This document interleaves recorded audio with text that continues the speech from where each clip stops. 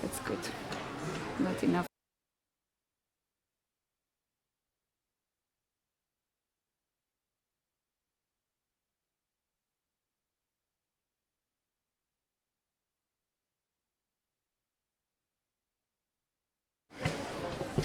Good morning.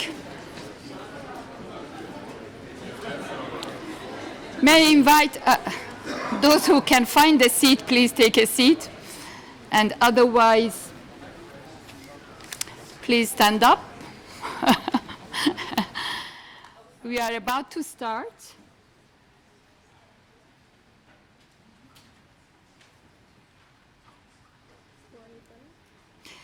Well, good morning, and I want to wish a particular welcome to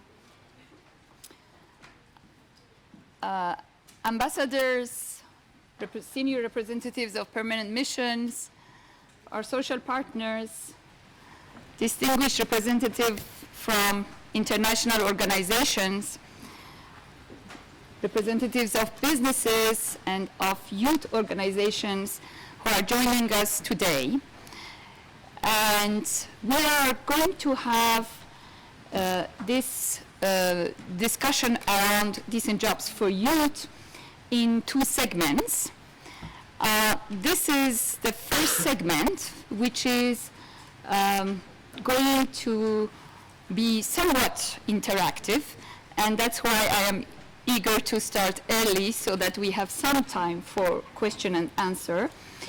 And then we will make a little pause at about 11:22, and then we will have the second segment of this discussion, which will be the high-level panel with the participation of our Director General, but also very distinguished panelists that I will introduce later to you to mark the launch of the engagement platform, the web platform of the Global Initiative on Decent Jobs for Youth, which is the most inclusive, overarching, multi-stakeholder partnership. And we will be talking about it in a while. And also the launch of our new publication on quality apprenticeships. So let us just get going. In this part of the discussion, we will be talking to you about three very recent reports or initiatives. One is, of course, you may have noticed that only last week we released our latest edition of the Global Employment Trends for Youth. And I will be telling you a little bit, if we can start already on the trends. This is what we are going to present to you in a very summary form, but this is available. It has been already making the headlines of the newspapers, and that is not a very encouraging story that we are going to hear about the employment situation for young people.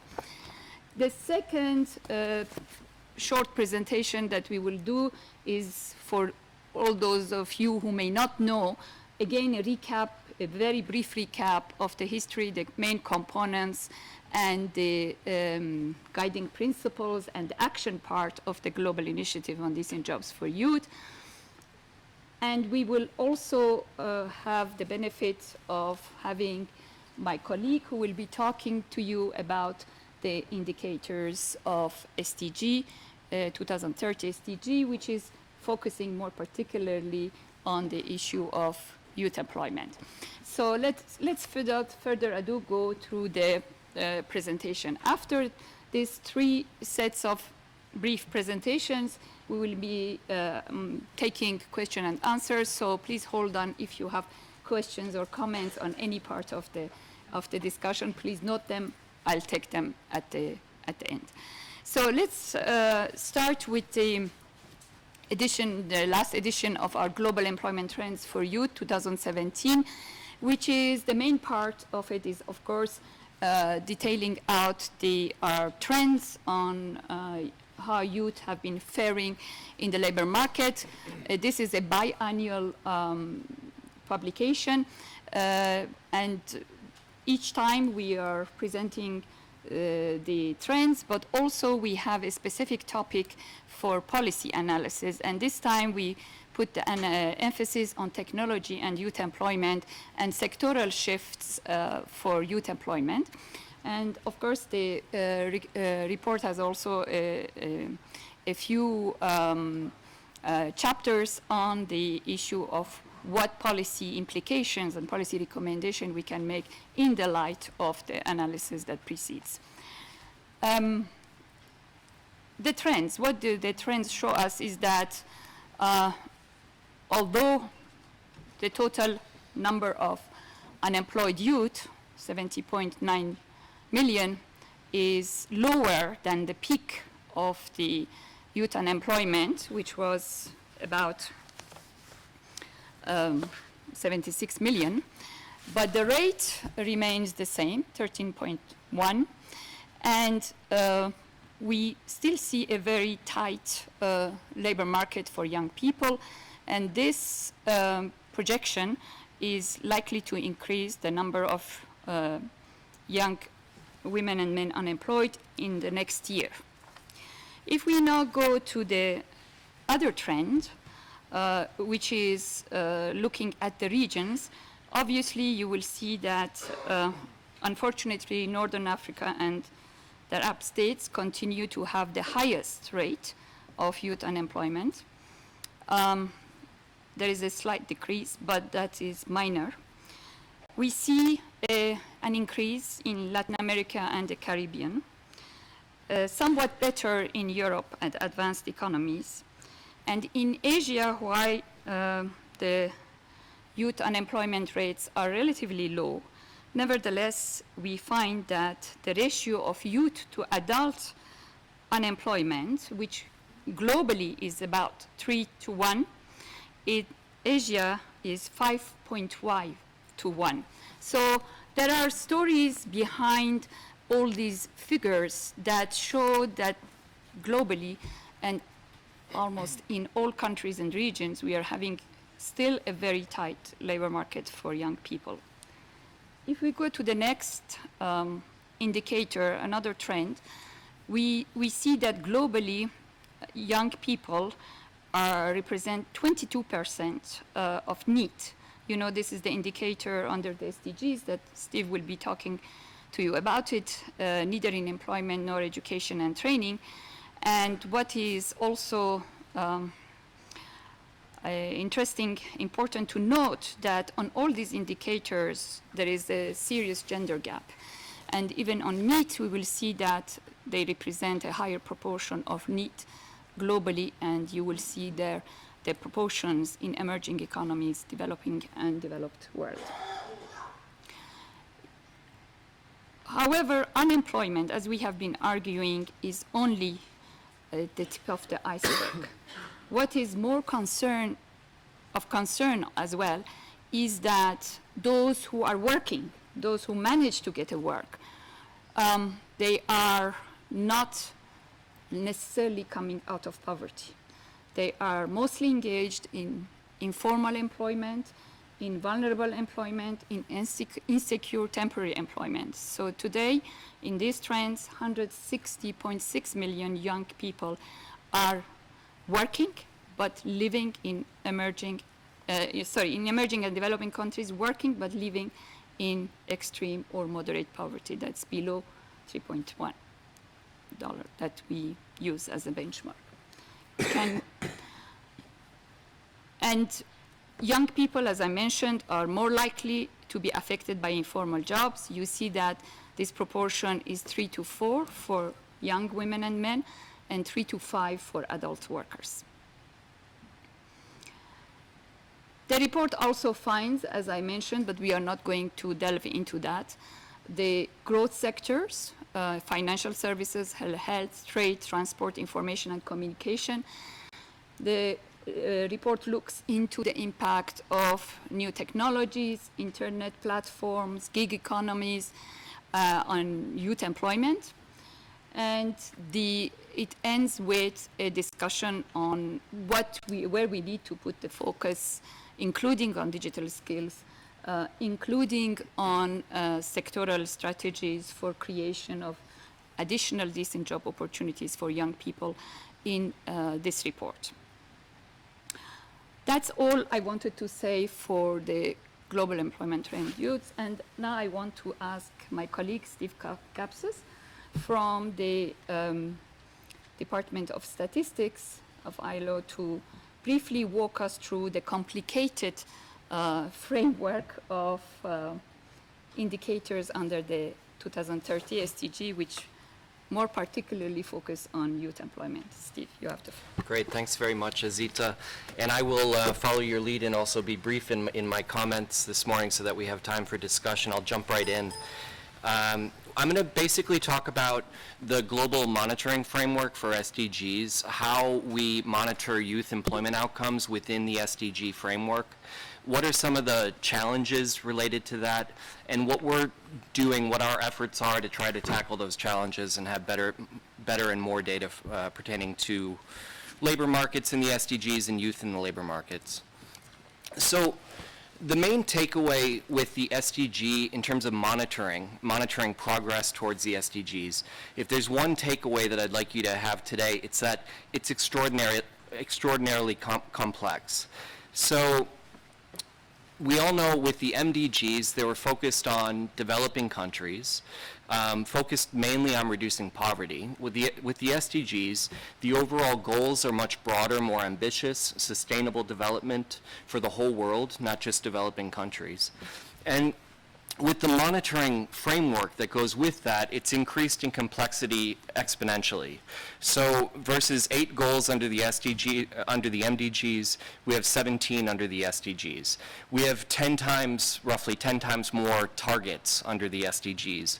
We have 232 indicators to monitor progress towards the SDGs. So it's much more complex, much more burdensome on national statistical offices, on international agencies for reporting on all of the various dimensions. It's also complex because a lot of the indicators that were chosen have a lot of disaggregation. So age disaggregation, sex disaggregation, rural, urban, and the like. Now that's great if you're interested in looking at issues pertaining to youth, because more of the indicators are disaggregated by age. And another area is that reporting on the SDGs versus the MDGs is much more driven at the national level. So NSOs have to be emboldened, have greater capacity, more resources to report on the SDGs. So it's complex. Now, where do youth fit in within the SDGs? Well, the youth indicators, youth employment-related indicators, are under 3 goals. Goal 1, to end poverty, and the very first SDG indicator, 1.1.1, is on poverty. So extreme poverty, as Azita just mentioned in her remarks. But this is where the complicated disaggregations come into play. It's the international poverty line, those below it, by sex, age, employment status, and geographic location. So this gives us the working poor. You're employed and you're poor, and it calls for disaggregation by age, so you can look at the young working poor under this indicator. There's another employment-related indicator under Goal 4 that's not directly employment-related, but it looks at education and training. And then the indicators where the ILO is really working a lot mainly fall under Goal 8.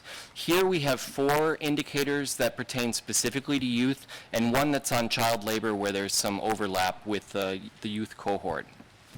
So we have 8.5.1, which is the average hourly earnings of female and male employees by age, occupation, and persons with disabilities, another very complex indicator.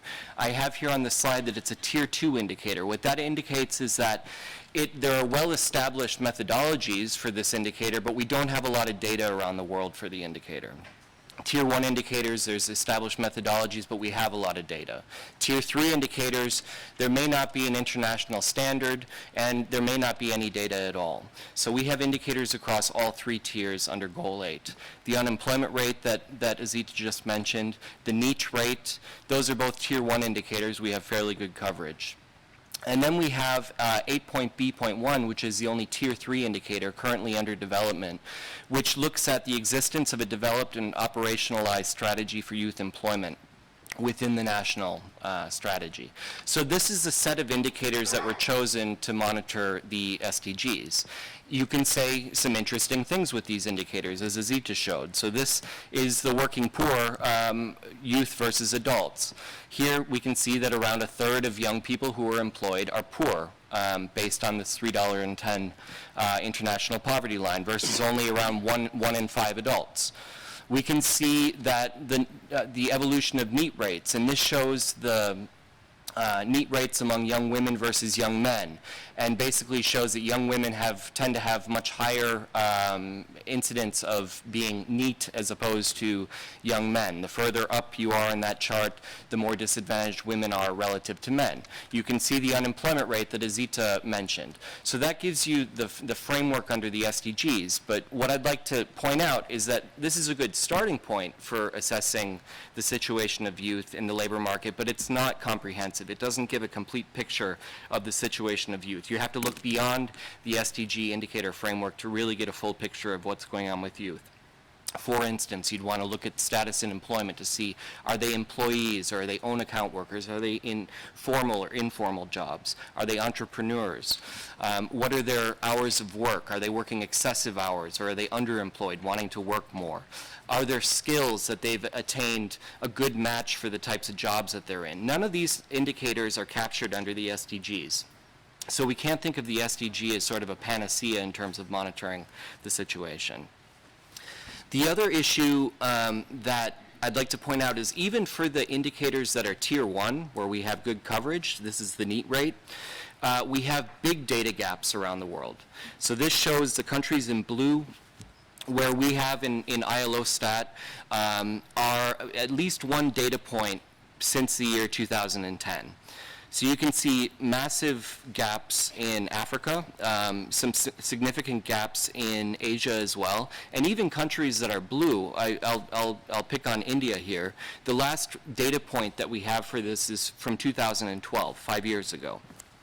So we need to work on having more regular data and data from countries where we currently don't have anything if we want to monitor the situation.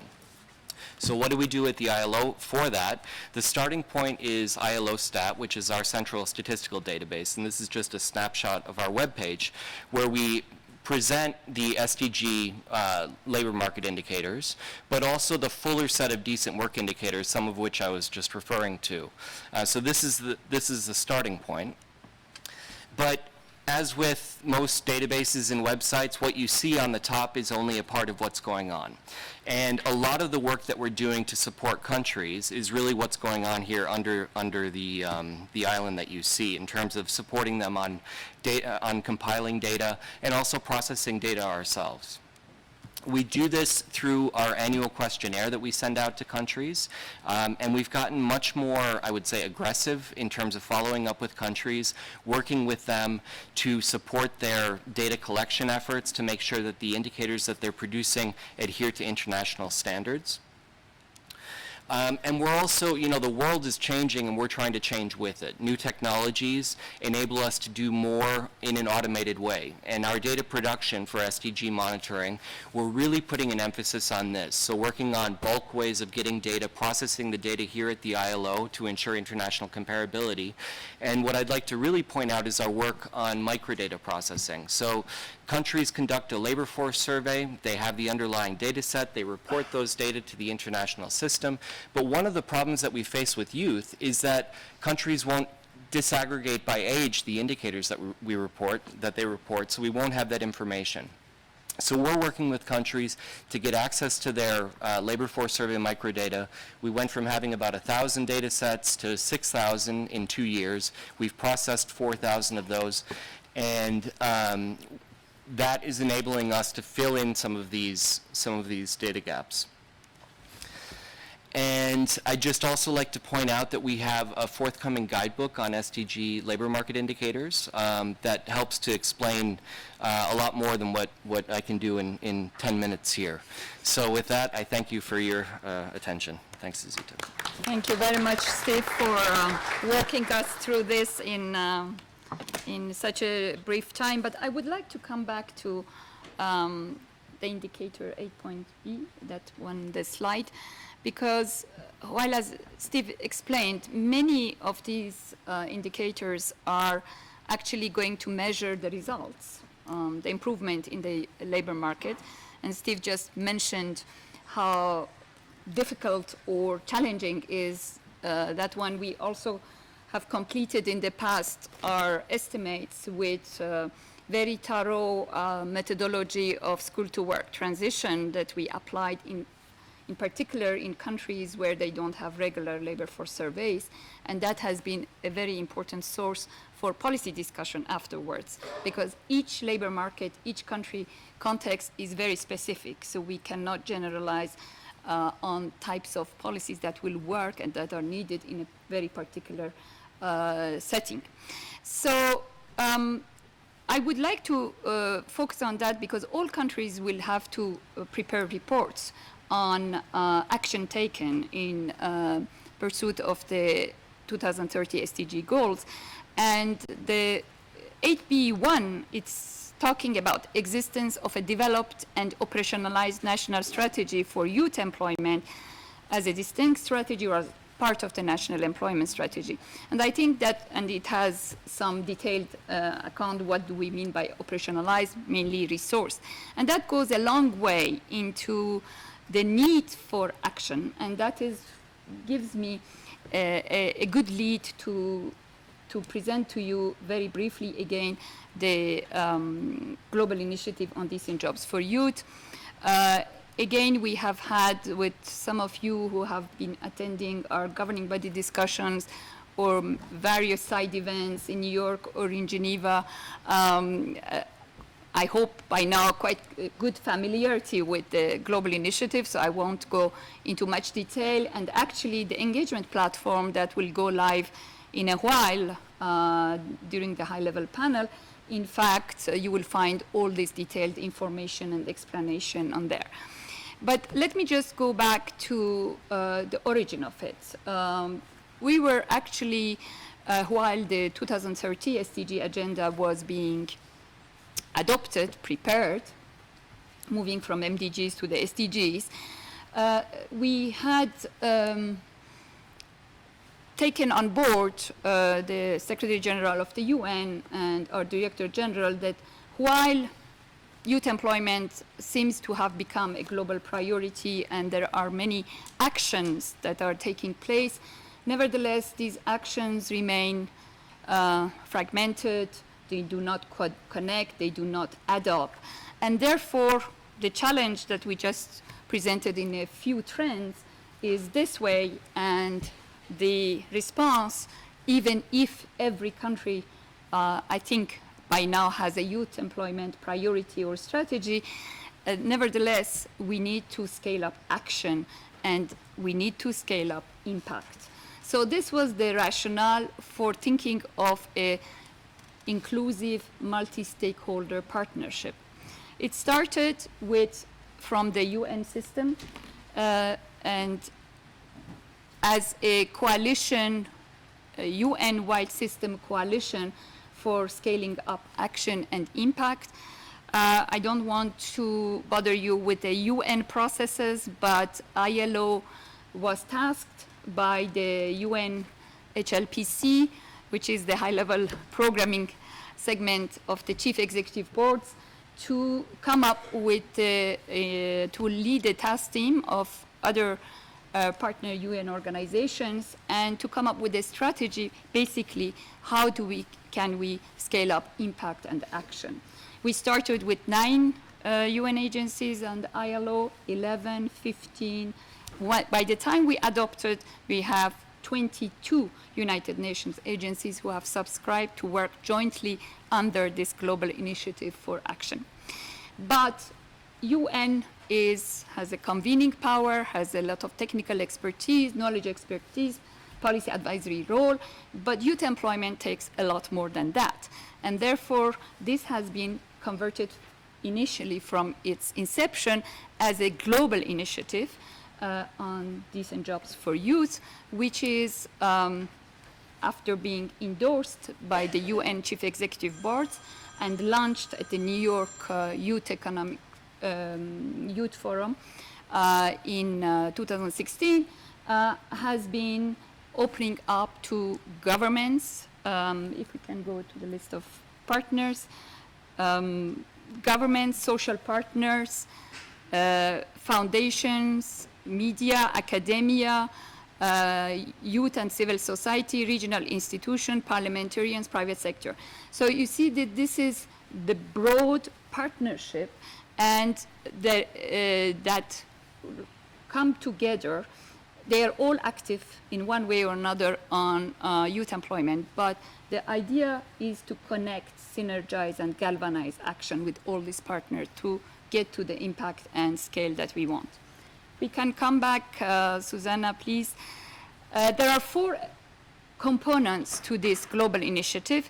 One is building strategic alliance amongst these partners with some governance mechanisms that will come into play. And for advocacy, mobilization of efforts, but connection, policy coherence, policy convergence around youth employment. The main component and the objective is scaling up action and impact, and I will say a few words on the priority thematic action plans. An important component of this global initiative is a knowledge hub to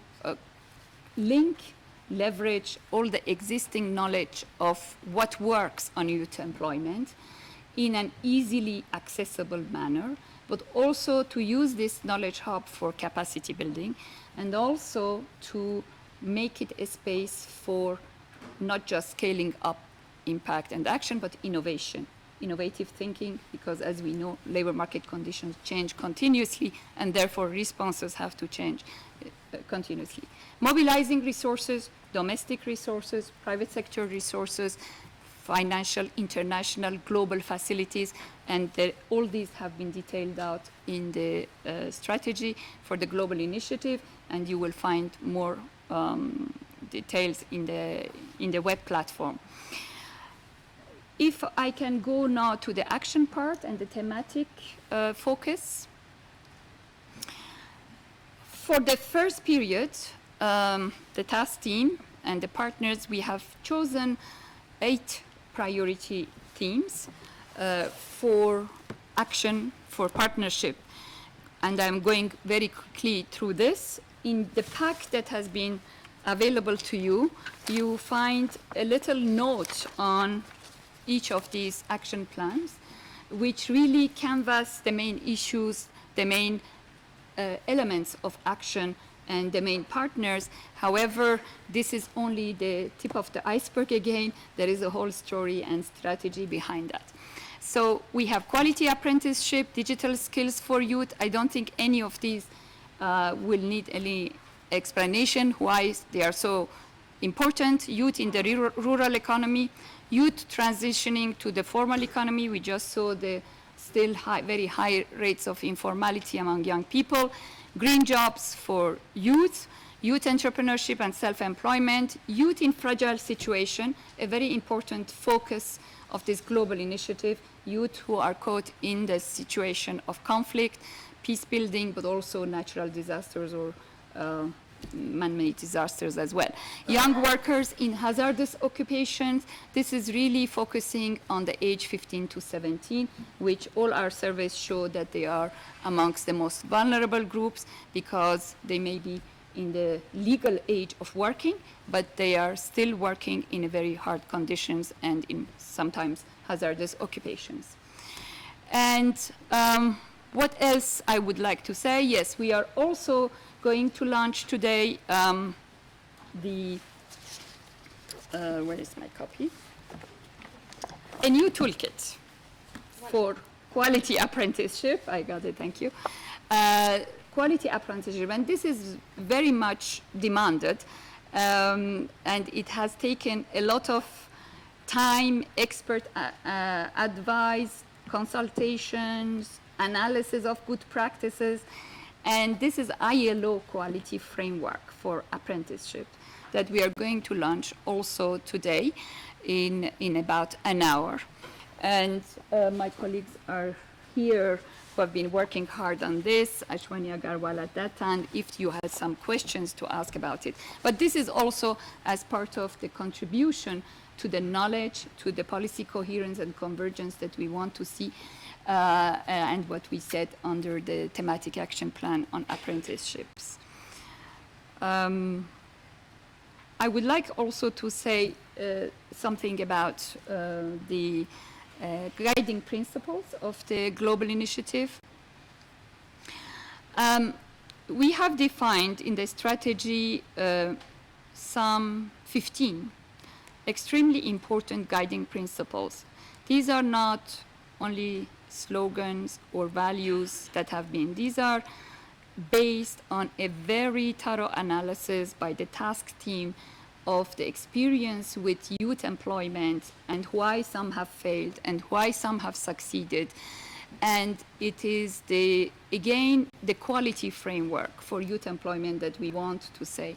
The need for an approach which looks at demand side, supply side, the need for strong public policies, but together with private sector investment in quality jobs for young people, the need for investing in education and skills development, the lessons that we have learned through what works in apprenticeship, but a very important element, gender equality in all youth employment action, but also the necessity to look at young people's rights in the programs on youth employment. Cutting on the rights of young people doesn't necessarily help them access jobs.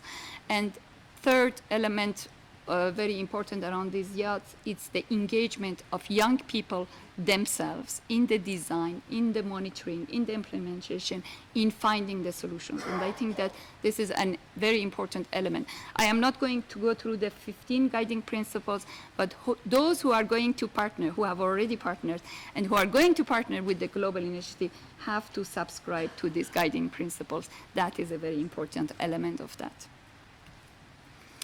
I think I would like to stop on this at this stage and open the floor for some interaction, question and comments. And I think that I have a request for the floor by our director of the FAO office in Geneva, Mrs. Caroline Rodriguez. Where are you sitting? Okay, Caroline, just in front of me. Please, you have the floor. Thank you very much. And good morning, ladies and gentlemen, all. On behalf of FAO, I am pleased to be here today to express gratitude to all members of the Global Initiative on Decent Jobs for Youth, and in particular the ILO Secretariat for continuously working to bring this initiative to life and to scale up much needed action on youth employment. Rural youth employment is at the heart of FAO's efforts to reduce poverty worldwide. Young women and men in rural economies are powerful catalysts for inclusive growth and sustainable development. Approximately 88% of the world's 1.2 billion youth aged 15 to 24 live in developing countries, many of which, despite rapid urbanization, remain largely rural. Such demographic dividend represents a unique opportunity to advance rural economies and shape the rural transformation process. Action is needed from all actors involved in job creation. We realize in FAO that we cannot deal with the magnitude of this issue alone. Action through the global initiative will allow us to support progress through our respective areas of specialization, all while speaking with one collective and coherent voice. Earlier this year, FAO and ILO co-hosted a side event during the G20 conference in Germany entitled One World, No Hunger, The Future of the Rural World. There was an immense interest from public, private, and nonprofit actors present at the event, all keen to learn more about our cooperation and ways in which they could engage in supporting job creation for our next generations. Through our collective action, next steps in the global initiative will need to focus on areas such as the creation and dissemination of knowledge in order to steer actions and policies in a duly informed way, building synergies among public and private sector actors, and setting up country programs and projects to promote decent youth employment action. FAO will remain at the heart of the discussion with its active focus on youth employment in rural areas. We look forward to continuing to bring ideas to action and helping create stable and decent jobs for young people. I thank you. Thank you very much, Ms. Caroline Rodriguez. Actually, that shows how important and strong has been the partnership under the Global Initiative, which is going beyond or is distinct from the coordination mechanisms that we have, including on youth employment in the UN, but this is really a coalition for action. And while we all have, and to start with ILO, a very strong youth employment portfolio, this global initiative is really taking it beyond the stage that we all have reached individually as different partners, but put that together, make that more coherent, get up to the scale and impact that we want.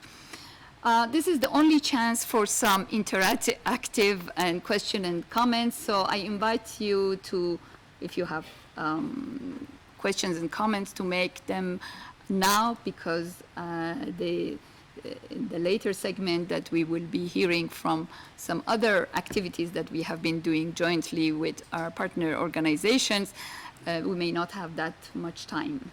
It's a very busy week in Geneva for various international meetings.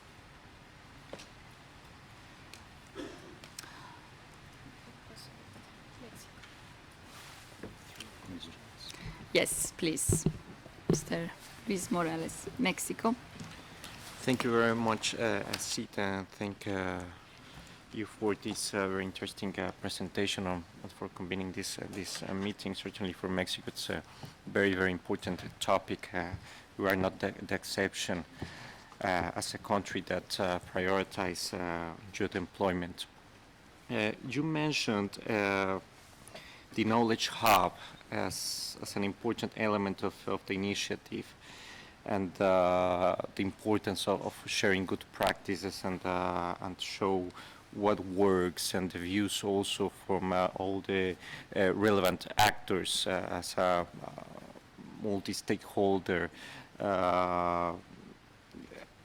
part of the initiative. So I'm wondering, of course, our country with all the policies that has been implementing, we are very interested on knowing how to fit in this hub, and who are the ones that are going to be fitting in, what's going to be the methodology around the hub, how we see is going to be accessed. So perhaps can you elaborate a bit more on this knowledge hub, please? Thank you.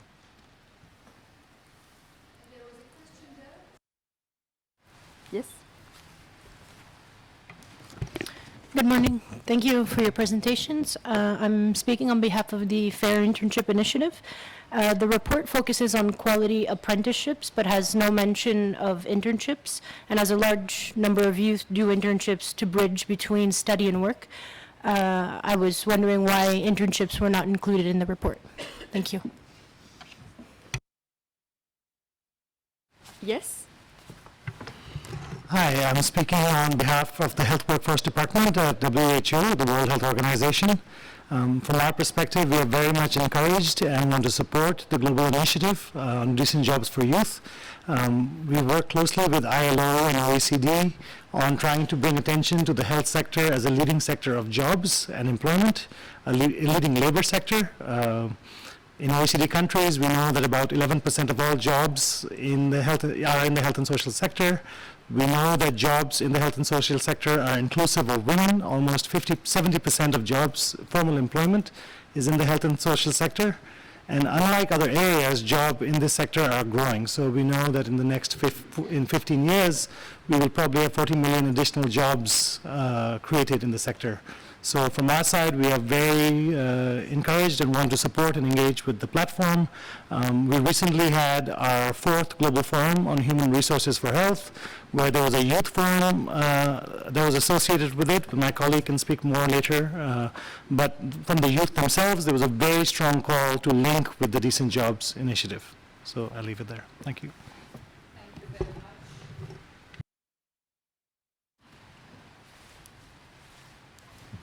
Good morning, everyone. I'm representing YFJ, European Youth Forum.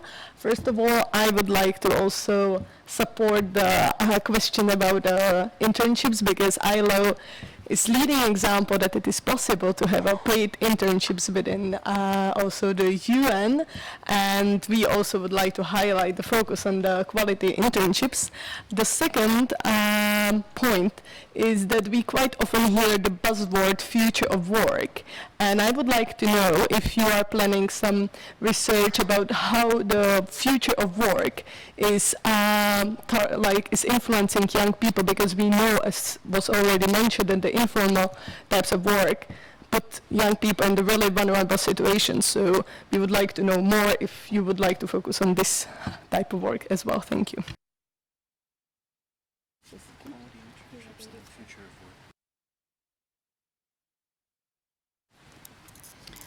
Can I see your book? Can I have shown? Yeah. So let me quickly address some of these questions. Knowledge Hub. The situation is as follows. There are several that we have, for instance, one of the key stakeholders of what we call a global repository of youth employment actions. However, not many know about this, and not many can access it when they need it. Similarly, there are other knowledge databases around youth employment, but that remain accessible or even known to those who have access to this. Another point that we don't have systematic impact evaluation of different types of interventions or up-to-date interventions. So at the same time that we want to connect the existing hubs to make that information accessible and inclusive, we are also going through this knowledge hub to generate additional knowledge and also hold a series of webinars on those thematic priorities, on the new evidence that is coming up, and also see where our knowledge is missing. And this also connects with the research areas that the last questions, we are very much focusing on the changes that we are seeing happening on the labor markets, including for youth employment. So let me just say that we are still in the preparatory phase of the global initiative, and I know that there is a lot of impatience, but some of the partners who have helped us, the priority is going to go to the knowledge hubs, and I hope that in a matter of few months we will have done, we can show you the knowledge hub, how it is going to function. Okay, I hope that is sufficient. On the issue of internship, this is a very important area. Actually, we have done many publications this year. I was not going to talk about this one, but this is what we launched in August on the Youth Day. And it's looking at some of the new evidence on youth employment policies and action, what works, in what context. And it has a full chapter on internships. So before getting to the stage that we can launch a quality charter for internships, that is very much on our plans, this is based on many years of research, policy advice work, comparison of good practices to come up with this.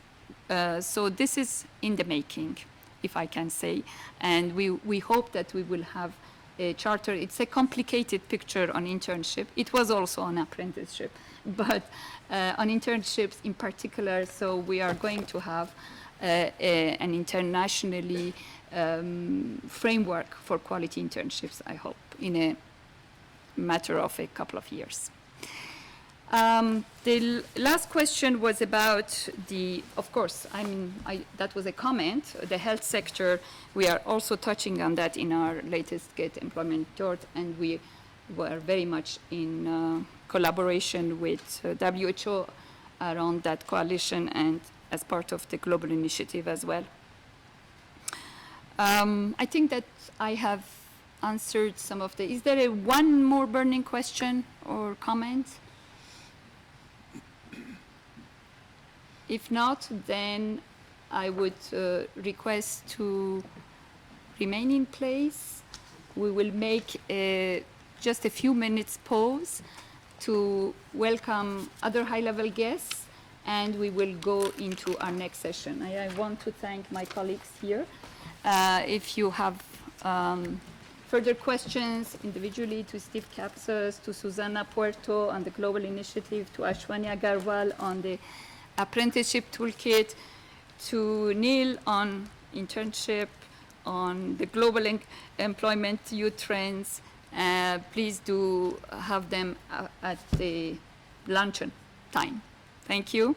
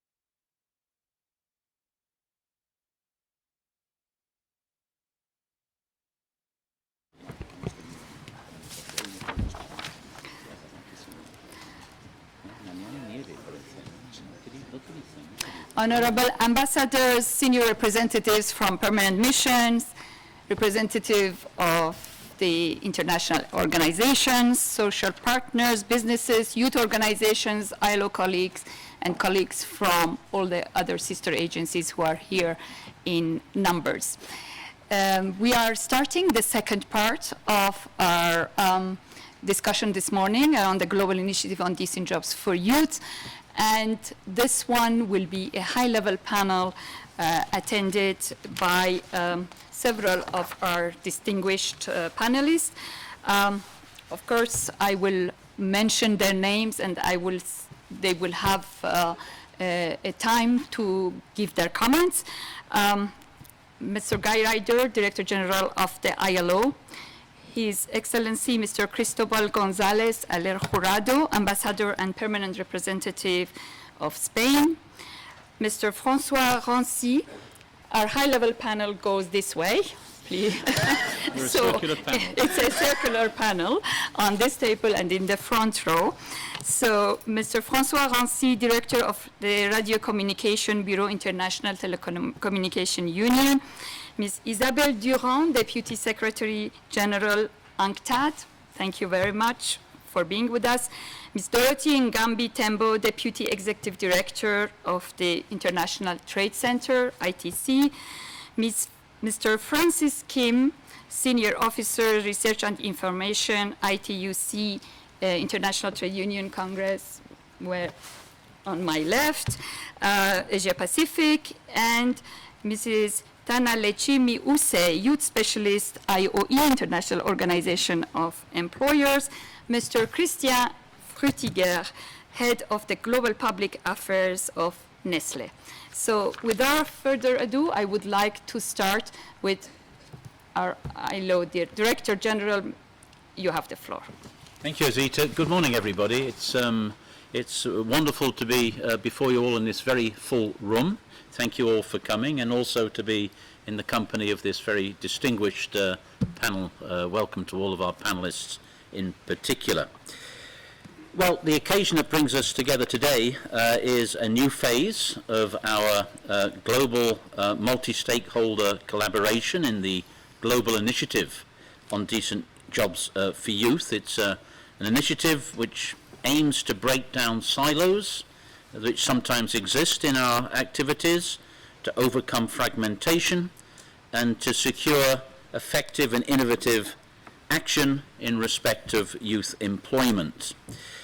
As you probably all know, the Global Initiative on Decent Jobs for Youth was born last year out of our promise to young women and men and to society at large to tackle a youth employment crisis that impacts not just on our tomorrows but our todays as well.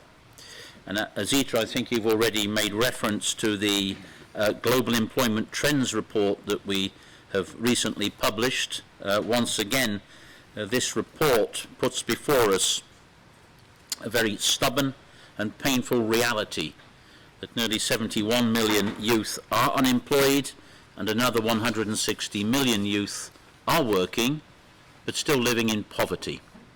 Informality, irregular employment, and arduous school-to-work transitions persist, and our report this year also focused on the future of work for youth and the need, as I've indicated already, for innovative thinking and action to combat additional polarization in our labour markets. Now, the Global Initiative is set to address these challenges by scaling up action and impact on youth employment through innovative and evidence-based interventions, and it constitutes the overarching partnership for youth employment within the United Nations 2030 Agenda for Sustainable Development. And it's based on an alliance of committed partners, many of them here, taking action on a variety of priorities, sharing knowledge, and leveraging resources for more and better jobs for youth.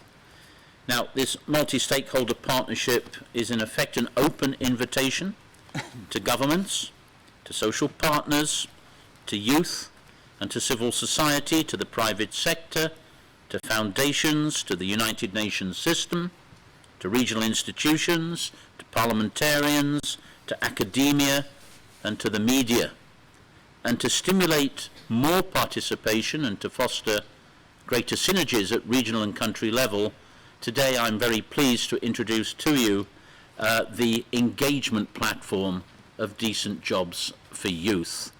Now, the platform is centred on the commitments of partners to promote decent job for youth, and these commitments are ongoing and upcoming joint actions delivered in alignment with the Global Initiative's objectives and guiding principles at local, country, regional or global level. Furthermore, the platform is well positioned to facilitate a direct contribution in support of the 2030 Agenda. Your innovative solutions will be acknowledged during the UN's annual reviews of progress towards meeting the SDGs and will help enable their replication and their scalability. And here I want to pause to thank in particular the Government of Spain, Ambassador, and indeed of Luxembourg, also represented here, for their material support to the Global Initiative, as well as many other partners who could not be with us this morning. Now, colleagues, this is about partnerships, and we have the social partners here today as well. And indeed, they're on our panel, the trade unions and the employers. We also have Nestle with us in person, and I would also like to commend the continued commitment of Lukoil, who I also see represented in the room, to youth employment and to the Global Initiative. Your support is most valuable and most appreciated. I also want to express appreciation to the partners who've agreed to be the first to use this digital platform after the in-depth consultations carried out since the launch of this Global Initiative in 2016 at the ECOSOC Youth Forum. And I want, again, to invite new partners to join us, an open invitation, because together we can bring about the scale, the impact, and the innovation needed to drive positive change in the lives of young people everywhere. Colleagues, I'm also pleased today to launch the ILO's Toolkit for Quality Apprenticeships. Here it is, which corresponds to one of the key thematic areas of the Global Initiative. It's a commitment that I announced at the Washington meeting of the Global Apprenticeship Networks in October of last year. The toolkit embodies the ILO's own advisory experience and analysis of good practices around the world, and has benefited from several intense rounds of expert discussions. And we think it's a unique resource to exploit and to support the development of quality apprenticeship systems. And we would like to insist upon the quality aspect of apprenticeships. The toolkit elaborates on the 6 building blocks of quality apprenticeships, and we know that quality apprenticeships trigger successful transitions from school to work. They spur cooperation between education and skills development systems, employers and workers, and public employment services. And social dialogue, which is very much the leitmotif of this House, is the key factor of success, boosted by a stable regulatory framework and optimal and equitable funding arrangements. And this first volume is dedicated to assisting policymakers as they design and implement apprenticeships and work-based learning initiatives. It's to be followed next year by a further volume for practitioners supporting global action and advocacy, including our very important collaboration with the Global Apprenticeship Network. Colleagues, another thematic area of the Global Initiative which I want to mention, which has gathered great momentum, is digital skills. This past June, we launched together with our colleagues from the International Telecommunications Union the Digital Skills for Decent Jobs for Youth campaign, with the concrete goal of equipping 5 million young women and men with job-related digital skills. The campaign invites job creators in the public and the private sectors to realize the potential of the information and communications technology and other digitally driven sectors, to employ youth with decent jobs, and to foster an enabling environment for sustainable youth-led digital entrepreneurship. An effort that began with the ITU, to whom we express particular appreciation, and the ILO, has today extended to multiple partners in government, education and training institutions, and the private sector. Take-up has been strong, and our joint invitation to collaborate through this campaign is, as I've already indicated, open. Finally, ladies and gentlemen, in New York last September, during the General Assembly meetings, we focused on youth employment for peace, and we are working with several partners in the UN system to implement the guidelines of our newly adopted International Labour Standard, which is a new recommendation on employment and decent work for peace and resilience, and this through our flagship programme on jobs for peace and resilience. However, colleagues, we all know that we need to do more, and together to harbour the strategic advocacy, knowledge and resources needed to reach scale, impact and innovation.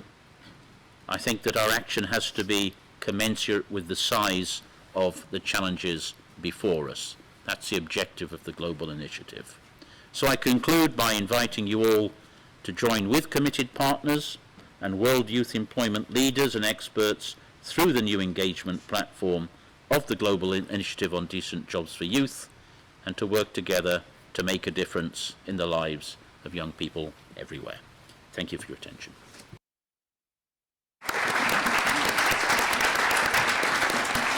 Thank you very much, Director General. May I now turn to His Excellency Ambassador González Ariel Jurado. You have the floor. Muchas gracias, And señora. there is interpretation in English if you need to. Please. Cosa que agradecemos mucho. Muchísimas gracias, señora presidenta. Micrófono, perdone. Muchísimas gracias, señor director general, también.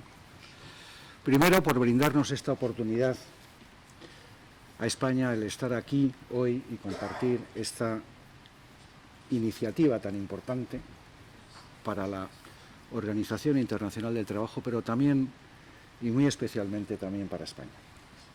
Mi presencia hoy aquí viene a reflejar el serio y firme compromiso español con esta iniciativa y además, en la medida de lo posible, y si pueden tener interés también, para compartir un poco con todos los aquí presentes cuál ha sido la experiencia española, triste, seria y preocupante, y por eso sigue constituyendo una prioridad absoluta de los diferentes gobiernos anteriores y actuales, y por ello sigue constituyendo una prioridad en la actuación legislativa del Gobierno español.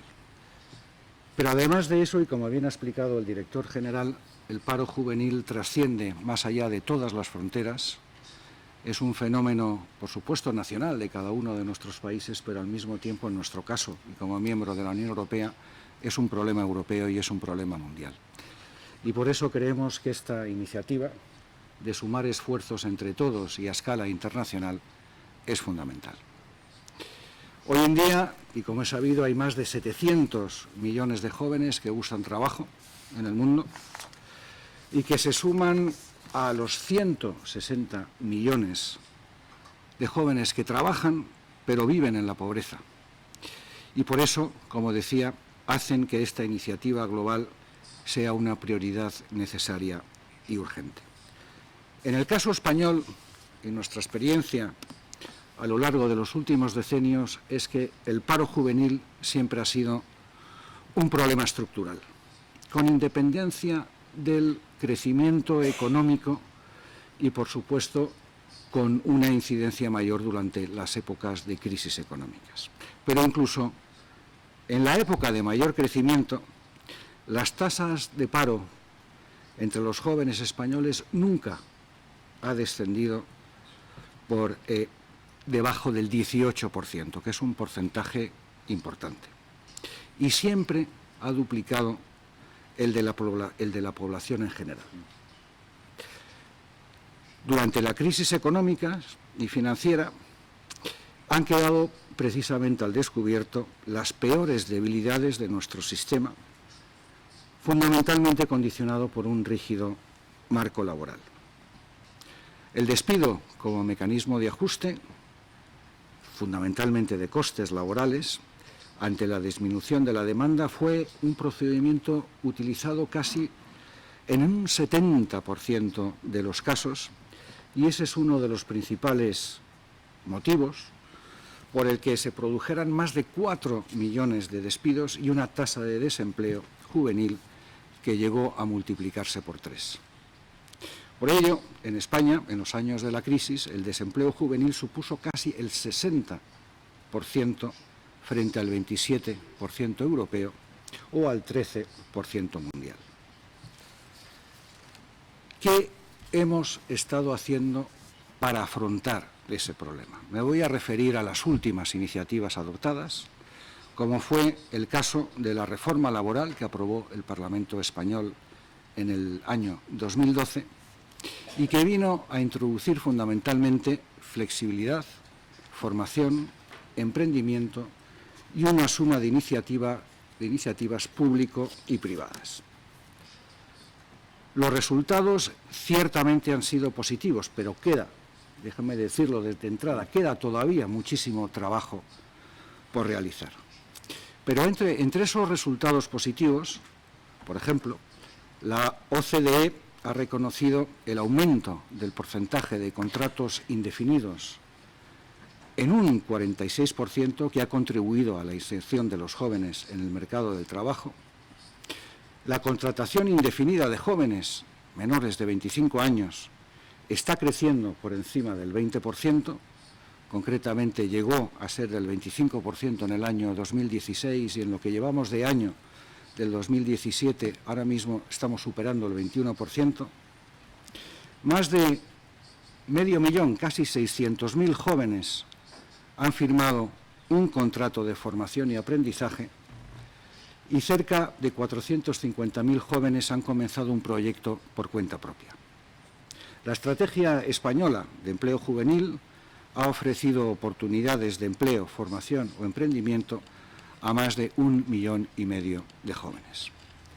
Ya son más de 800.000 los inscritos en el programa de garantía juvenil, por el que se ofrecen a los jóvenes, en particular a los que ni estudian ni trabajan, los que hoy en día en España conocemos como NIS, o bien una formación ocupacional o bien directamente un empleo. Todas estas medidas, evidentemente, nos han llevado a reducir el paro y a crear empleo, duplicando la tasa de creación de empleo juvenil en España con respecto a la europea y reduciendo la tasa de desempleo joven en casi 20 puntos. Además, con la calidad de los llamados, por ejemplo, millennials, ya son líderes en la creación de pequeñas y medianas empresas en España. Los jóvenes españoles lideran hoy en día el ranking en innovación en Europa y estamos orgullosos de ellos. Pero, como decía al principio, todavía, evidentemente, queda mucho trabajo por hacer. Hoy en día nuestra tasa de desempleo juvenil roza el 39%, que es una cifra preocupante, seria y frente a la que, como decía al principio, hay que aunar esfuerzos. Para nosotros es prioritario seguir favoreciendo la empleabilidad y el acceso de los jóvenes al mercado de trabajo y por eso hemos puesto en marcha también una agenda integral por la calidad en el empleo. Para todo ello, también en el ámbito nacional trabajamos desde la búsqueda de consensos, acuerdos sociales y políticos, negociando en el marco del diálogo social español un nuevo paquete de medidas que incluyan ayuda económica, ahora mismo es de 400 euros al mes, pero una ayuda económica para aquellos jóvenes menores de 30 años con mayores dificultades de inserción laboral, un nuevo programa de formación basado en el contrato de relevo, un nuevo marco normativo de calidad para el primer empleo y una actualización de nuestra estrategia española de emprendimiento y empleo joven hasta el año 2020. Somos plenamente conscientes, y como señalaba antes el director general, que esta plataforma y esta iniciativa es un desarrollo fundamental y prioritario del objetivo número 8 de la Agenda 2030. Desde el inicio de esta iniciativa, y como ya le manifestó nuestra ministra al propio director general en septiembre en Nueva York, e incluso también hemos hablado de ella en la última cumbre iberoamericana celebrada en Cartagena de Indias, en donde hubo una reunión específica de los ministros de empleo de la zona iberoamericana. Para nosotros, como decía al principio, esta es una iniciativa fundamental. Se trata de sumar esfuerzos, experiencias, buenas prácticas. Nuestra ministra incluso llegó a firmar un acuerdo, un MOU de trabajo y de entendimiento y de cooperación con la OIT. Hemos también hecho un importante esfuerzo financiero por el cual contribuimos con 2 millones de euros para poder también colaborar y trabajar conjuntamente en esta iniciativa. Y por ello, señor director general, puede usted contar con el serio compromiso y la firme voluntad por parte del Gobierno español en sumar y aunar esfuerzos y consensuar medidas para realmente poder hacer frente entre todos a esta lacra del siglo XXI que todavía sigue azotando a muchas de nuestras economías y a muchísimos de nuestros jóvenes. Muchísimas gracias.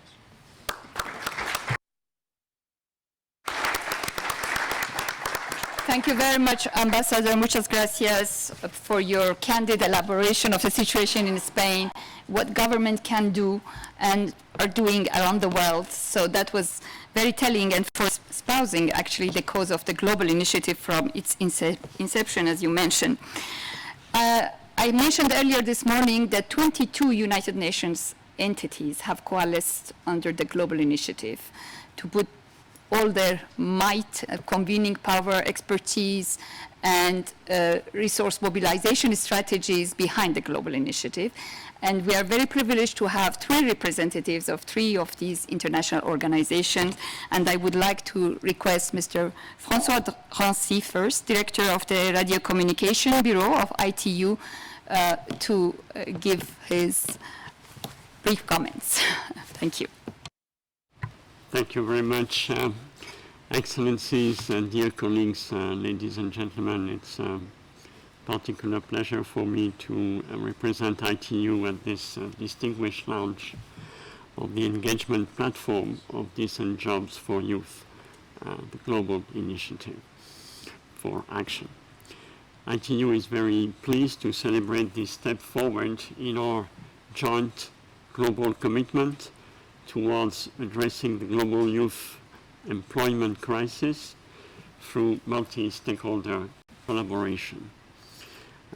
ITU, as the UN agencies for ICT, is proud to be one of the founding partners of Decent Jobs for Youth initiative, and very pleased to be leading, together with ILO, the Digital Skills for Decent Jobs for Youth campaign. The goal of this campaign is threefold.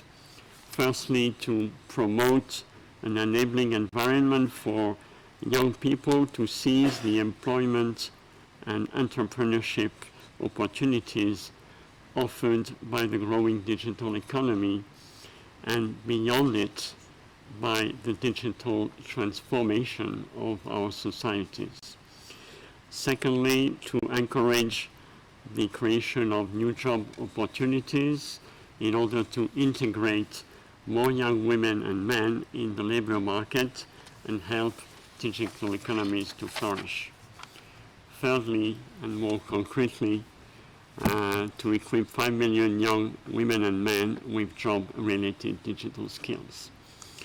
In line with the principle of engaging multiple groups, this campaign is designed to incentivize a range of stakeholders to prepare young people with job-ready digital skills in the growing digital economy.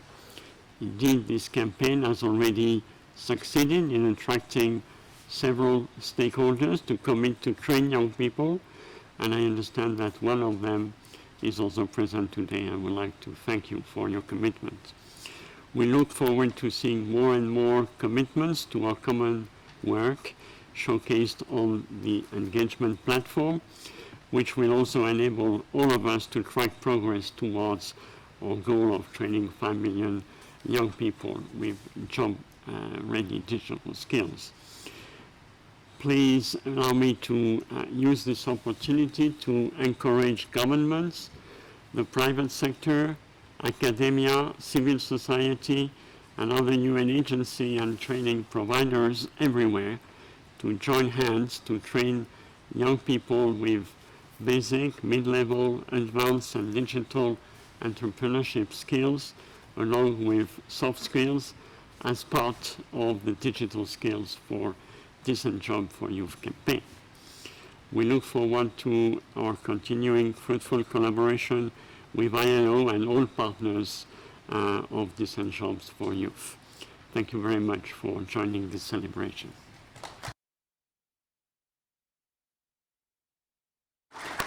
Thank you, Mr. Rancy. Indeed, one of the first initiators and a very active partner. Mrs. Isabelle Durand, Deputy Secretary General of the United Nations Conference on Trade and Development, UNCTAD. May I invite you to give your comments? Thank you, Madam Chair. So, of course, UNCTAD is really pleased to be part of this important global initiative on youth empowerment. I would like to make some comments, so you asked to me. First of all, at all levels, we defend all the same position. It's important to create jobs. Okay, but what means today create jobs?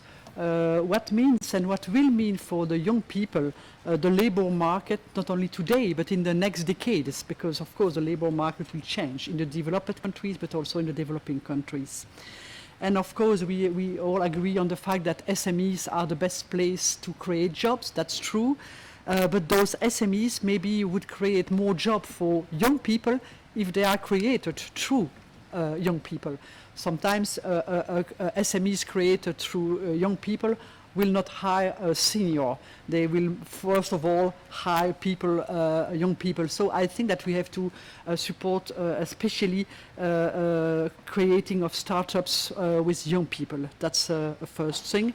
Of course, create, but also maintain the activities, not only create a startup, but following those young people in order to give them the support to go further and the evolution of their startup, because of course it could be also a little bit immediate creation and without consequences. That's a first remark. Second remark, I think that the young people, maybe better than us, are sometimes more ready than us to jump in the terra incognita, because they are knowing that their future will be different as our past or as our present. But of course they have to be helped to do that. The third remark, the women, and especially the young women, I'm happy to have one of them in the panel. I think that we have also to have pay attention to young women, especially because when we help women to create or to develop jobs, we help all the society and not only women. And that's really important to have a focus on them. And for next things, it's education and skills. Of course, we have probably to develop also soft skills, not only skills, traditional skills, but soft skills, because they are sometimes insufficiently touched in the education, and there is a strong difference in quality education also between rural areas and urban areas, especially in LDC countries. What about UNCTAD? Of course, I speak also in the perspective of NDC countries, and allow me to conclude with a very recent experience for a part of a small partnership. UNCTAD just finished a pilot course on the new economy in which 24 entrepreneurs from Africa participated. This was done together with the Alibaba Group, where new approaches were shown on the digital ecosystem and entrepreneurship, and it is a typical example of how to scale up efforts and share and apply knowledge between young people from Africa and a high level of digital enterprise in China. So I think I hope that we could share our experience and share also new initiative, and I'm very happy to it's a pleasure for me to participate to that. I thank you. Thank you very much, Madame Bureau.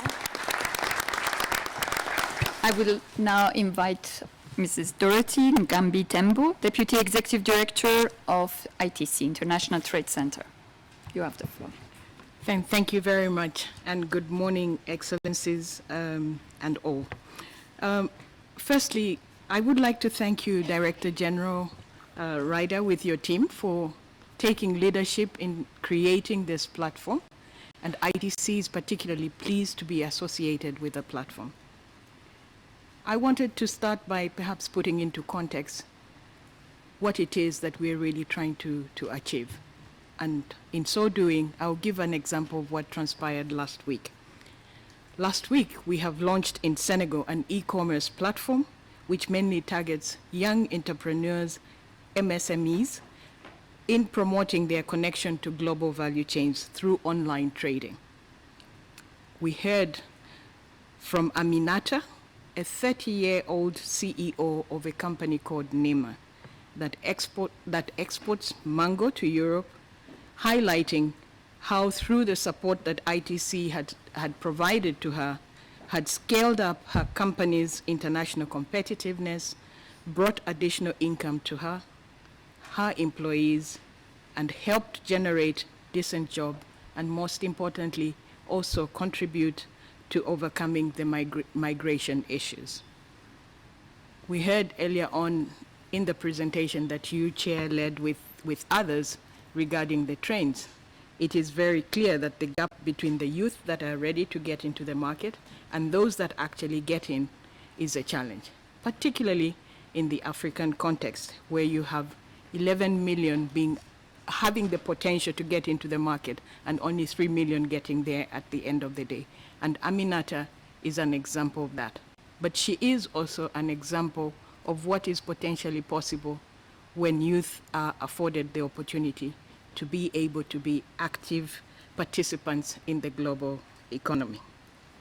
The African Competitiveness Report reveals that Africa needs to create 450 million new jobs in 2035, whereas current policies will only generate 100 million jobs. The evidence is very much there. It is therefore crucial that we put our efforts together to promote decent jobs for youth and implement actions at all levels, from the local to the national and the global levels. With the growing number of youth entering the labor markets and limited job opportunities for them, employment and disengagement are threatening sustainable development and social stability, and could also create an environment that causes people to migrate in search of jobs. Therefore, the importance of this multi-stakeholder partnership to scale up action and achieve greater impact on youth employment across the world cannot but be emphasized and applauded. We are, as part of this initiative, very keen to contribute to the actions boosting entrepreneurship and self-employment, working with others, and definitely wanting to go beyond perhaps what our initial commitment is at present. As an agency dedicated to supporting internationalization of micro, small, and medium-sized enterprises, we certainly will be focusing on trade. In particular, we feel that this is an area that can generate higher quality and better paying jobs. We focus on SMEs, as you heard before, because they employ the vast majority of the people. We also focus on marginalized groups in society, such as young women and men, because when they get better livelihood opportunities, the socio-economic dividends for their families and communities are disproportionately large and inclusive. For ITC specifically, our commitment, and I repeat, this is a starting point, understanding that we do have many projects that are coming on stream next year, where we have seen clearly that there is a particular focus on the generation of youth employment. And therefore, we are very much convinced that we would have a larger scope of work in which to contribute into the platform. But for a start, we are focusing on the youth economic empowerment through our youth and trade program, supporting young entrepreneurs to connect and compete in regional and international markets, increasingly by tapping into the digital economy and building skill sets of the future labor force. We have a project that is ongoing in the Gambia, whose activities address the economic root causes of irregular migration among youth, exemplifying the implementation of the guiding principles of this initiative. It seeks to positively impact both quantity and quality of the jobs for youth. It prioritizes gender equality and fosters interventions that combine supply and demand side measures many young people need to be competitive. We will continue to share with you the results, but we will also continue to share with you the experiences that we are drawing from the implementation of this project. I believe even the challenges should be ones that we share amongst ourselves, because this will make us understand what works and what doesn't work, and how we avoid certain aspects of the of what is demanded of the implementation process. In conclusion, the platform for us is a must. It is timely, and ITC remains committed to supporting, together with others, its successful implementation. We have conviction. Together, we can scale up actions and impact on youth employment towards the achievement of more sustainable and youth-inclusive future. We also believe, together, we can make decent jobs a reality for our young men and women. Thank you very much. Thank you very much, Mrs. Dami Tembo, and for bringing up all those very important issues. I'm refraining from commenting on any of these aspects because our panelists have some commitments, but that shows the value of cooperation and the platform to engage in all these types of discussion, including the challenges, as you mentioned. I would like now turn to this part of the panel, this table, and I would like to start first with Mr. Francis Kim, who has been with us for the last 3 days on the jobs conference we had. He would represent on this panel the workers' role and how social partners can support partnership for youth employment. Thank you, Ajita. Good morning. First of all, I would like to congratulate the ILO on launch of this engagement platform for the global initiative on decent jobs for youth. Also, I welcome ILO's hard works featured today on quality of apprenticeships and youth employment, which I believe it will be invaluable input to scale up our action and impacts on youth employment. What I want to say today has been already emphasized by our distinguished speaker before me. We need to act together without delay to tackle the crisis faced by young people. We all know it is just an empty political rhetoric to realize sustainable and inclusive development as committed in the 2030 agenda unless we can address serious deficit in quality and quantity of jobs, social protection, and equal opportunity for young people. I'm very pleased to see that the ILO has been taking the leading role in advancing this initiative. I may say it's rather imperative for ILO to do so since ILO is based on tripartism.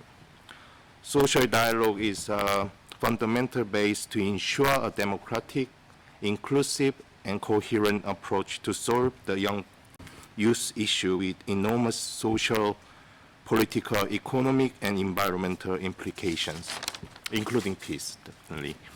And ITUC always put forth an effort to achieve our agenda for young people, which is well in line with the 8 priorities for action of this initiative. Recently, ITUC Youth Committee adopted the economic and political agenda for young workers. Young workers want what workers have always wanted: labor protections, equal opportunities, safe and secure jobs, and workplaces free from discrimination and violence, wages on which youth can live and plan for future, gender-sensitive life cycle social protection systems, and lastly but not least, the young voices heard through the collective bargaining and social dialogue. The ITUC Asia Pacific also in this regard has the youth charter to address the current and forthcoming challenges on mainstreaming youth in the region. We will continue our struggles to realize the trade union agenda for youth by organizing more young people, empowering more youth in trade union decision-making bodies, and so on. Also, we are quite committed to continue our engagement with our social partners and others and stakeholders in more constructive social dialogue to solve these challenges together for sustainable and inclusive future we want. Thank you. Thank you very much. And now I'm turning to the other side of the panel to Tanalechemi Use-Lech, who is the youth specialist of IOE and a partner around many issues. Dailo, Lech, you have the floor. Thank you, Azita, and good afternoon, colleagues. I am pleased to represent the IOE at today's launch of the engagement platform of the Global Initiative on Decent Jobs for Youth. Young people constitute a generation of consumers, workers, innovators, and investors. Businesses with a long-term view are keen to ensure a continued stream of consumers and young workers with relevant skills. There is a strong case for businesses to get actively involved in the work on youth employment, especially in the context of the SDGs, which recognize the role the private sector plays as an important development partner. The IOE recently embarked on a study to create a youth progress index together with Deloitte that looks at the different institutional and policy frameworks that contribute to youth's progress across the globe. The results of this upcoming study indicates that access to digital tools, education, fostering entrepreneurship, and harnessing the potential of young female talent are key to contributing to youth's overall progress. However, these factors cannot be created by the private sector alone. Take the example of education. While the social partners can help to identify the skills needs in the labor market, it is the education authorities that can convert this knowledge into practice by adapting current education curricula to reflect labor market needs. Now, this illustration shows us that involving key stakeholders, notably the tripartite constituents, in solutions to combat youth unemployment is important.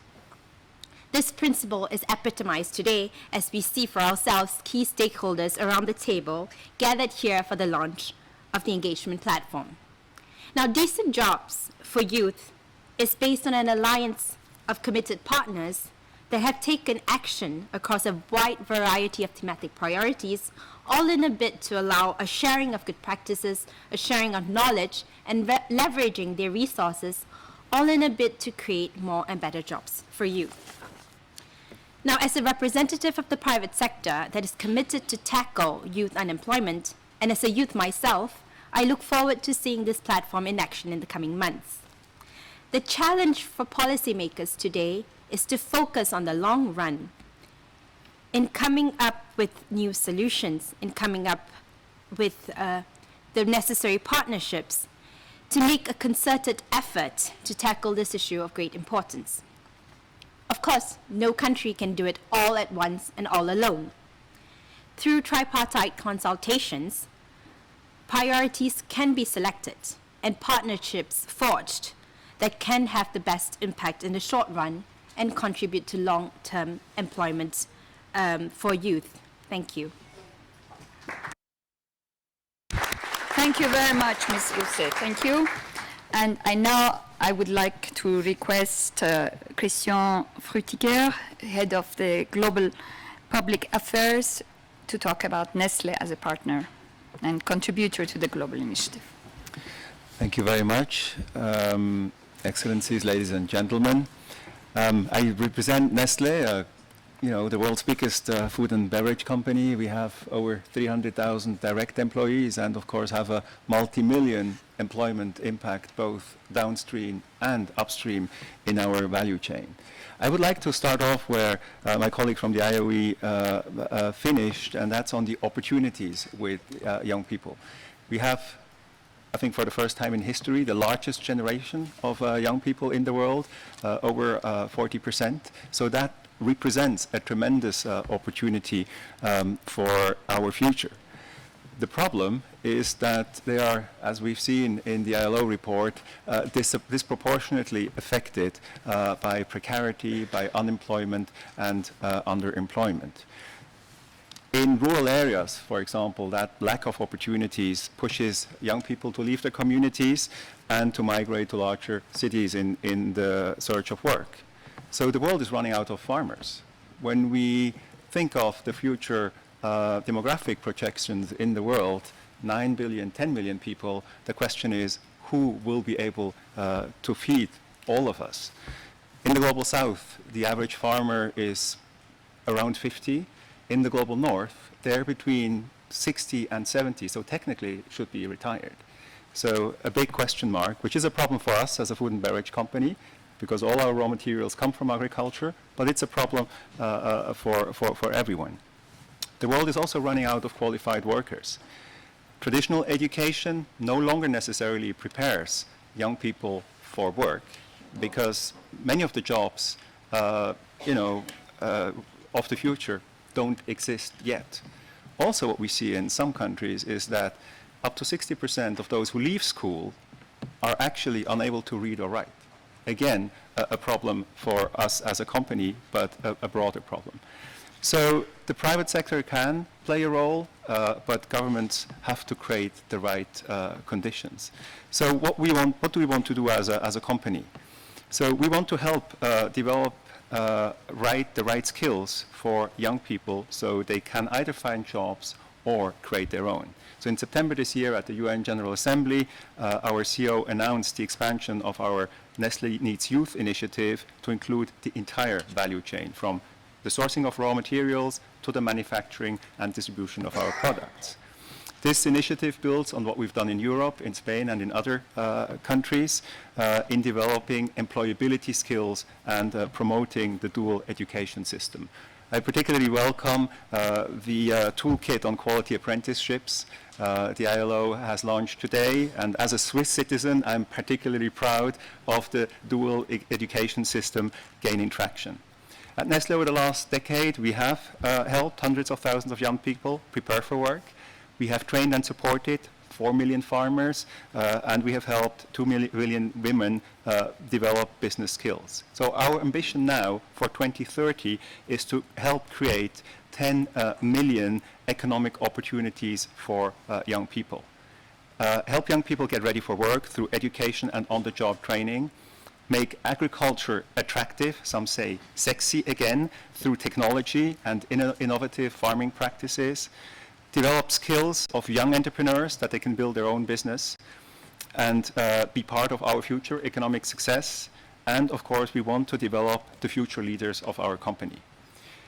We have to do this together. Experience shows that this kind of thing cannot be achieved alone. In Europe and the Americas, we have created the Alliance for Youth to work in partnership with other companies and organizations. We are delighted today to be one of the first companies to join the engagement platform, which is really a unique opportunity for a variety of partners work together and offer young people the opportunities and the platform where they can develop their creativity. I think there is a desperate need for creativity in the labor market. So we call on others to join us, other stakeholders, other companies, other governments, to support young people for a better future, for their better future, but also for our own better future. Thank you very much. Thank you very much. Actually, in our high-level panel, we are really working and talking for representation. So Nestle has been, of course, partner joined with Look Oil and many other companies who have expressed their intention to contribute to the global initiative. So thank you very much, and I would like now at this stage to open the floor to a couple of additional remarks for those who have requested it. I would like also to mention, I should have said it in the beginning, that the Secretary General's youth envoy, Ms. Jayatma, I have all the time to look at Vikra Mayake, was very much keen to be here. She sees the promotion of the global initiative on decent jobs for youth as part of her terms of reference and advocacy campaign, in also reaching out and engaging youth organizations. So she couldn't be for us for last minute unexpected reasons, but I wanted to acknowledge her support. I would like now to request Mr. Philippe Wheeler, attaché from the permanent mission of the Grand Duchy of Luxembourg. Director General, Excellencies, distinguished colleagues and colleagues from the private sector. I wish to join the previous speakers in congratulating ILO for successfully launching the engagement platform here today. Luxembourg's Development Corporation places its efforts especially at the service of poverty eradication in least developed countries. Allowing young people to have access to productive and decent jobs is a key priority of our official development aid, which we pursue jointly with partner countries and multilateral organizations. We believe that ILO's global initiative is a strong vehicle for creating more and better jobs in line with the Sustainable Development Goals. In fact, the multi-partner alliance and the policy coherence which are fostered by the global initiative resonate strongly with our own approach to official development aid. In short, Luxembourg would like to commend the ILO and the Employment Policy Department in particular for leading efforts in this important area of decent job creation, and indeed to confirm support to the global initiative. Thank you, Chair, for giving me the floor. Thank you very much, and thank you for the support. And last but not least, the importance of youth engagement in this global initiative. So I would like to ask Mr. Ashish Kular, Board Member, Organizing Partner, Children and Youth International, a UN major group for children and youth, it's a long title, to give the final comments on this segment of our discussion. Thank you. Thank you so much. When I read the run of show, I was the second last speaker, but now I'm the last speaker, so it's a lot more responsibility to deliver.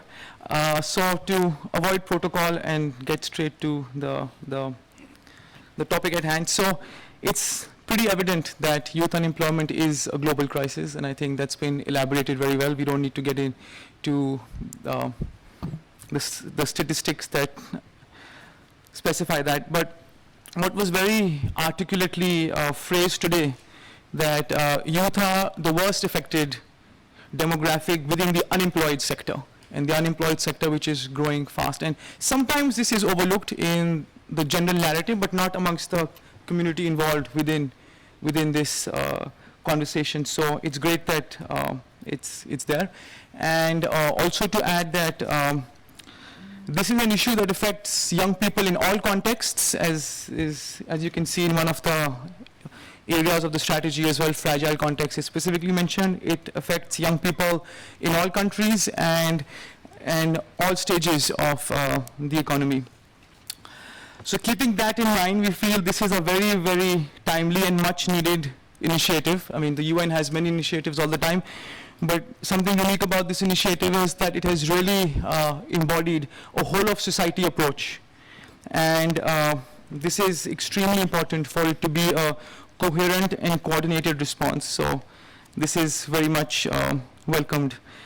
To add to that, it's pretty rare to see in today's political environment so many actors that would traditionally not be aligned are being actually brought together in this comprehensive and system-wide initiative which goes beyond just the UN. So as of now, we have every reason to believe that this is a genuine approach, a non-politicized approach, and a multi-pronged approach to tackle what the economists from yesterday and day before yesterday at the symposium would call a sticky issue.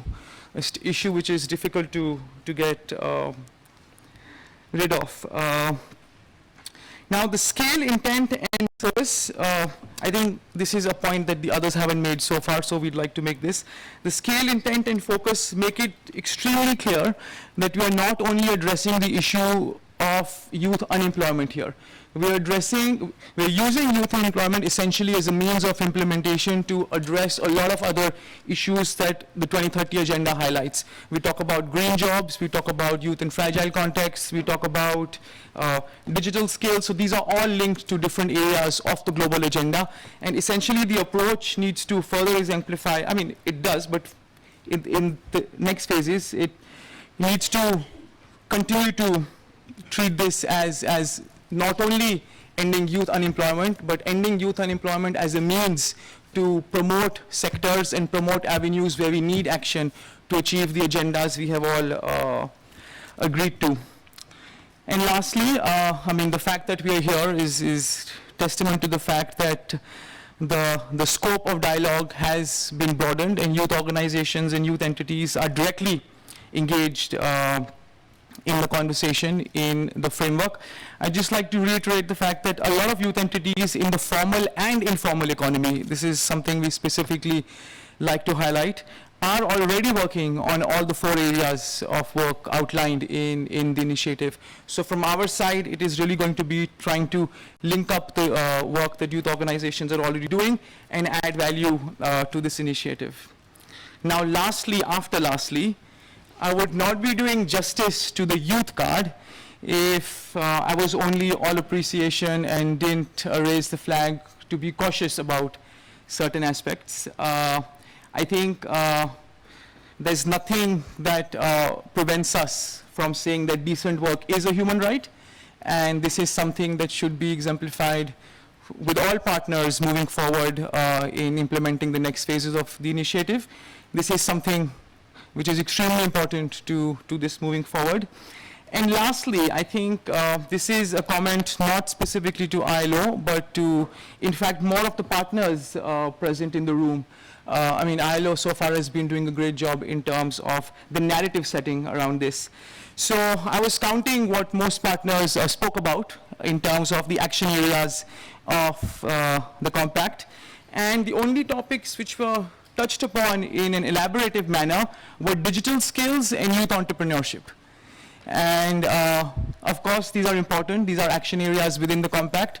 But just to be cautious about the fact that the compact, the initiative has 8 focus areas, and most of the young people most gravely affected by the lack of decent work, by the lack of being in the formal segment, do not have access to voluntary entrepreneurship. Of course, a lot of involuntary entrepreneurship is there. So just a little caution on to not get obsessed with the lower hanging fruit, which seems to be a topic right now. But so far, so good. We are very much committed to this. We look forward to working together, and we'll be watching as we should and raise these points. So thank you so much for having us here. And we hope it was constructive and yet appreciative. So thank you so much. Thanks. Thank you very much, Ashish. You will be doing more than watching, engaging with the global initiative. I would like to thank everyone who came, who took time from a very busy week in the agenda of the international community in Geneva to be here with us for the launch. Please join us. Please examine the global platform. ILO team and the UN team are at your disposal for additional explanation. Join us and partner.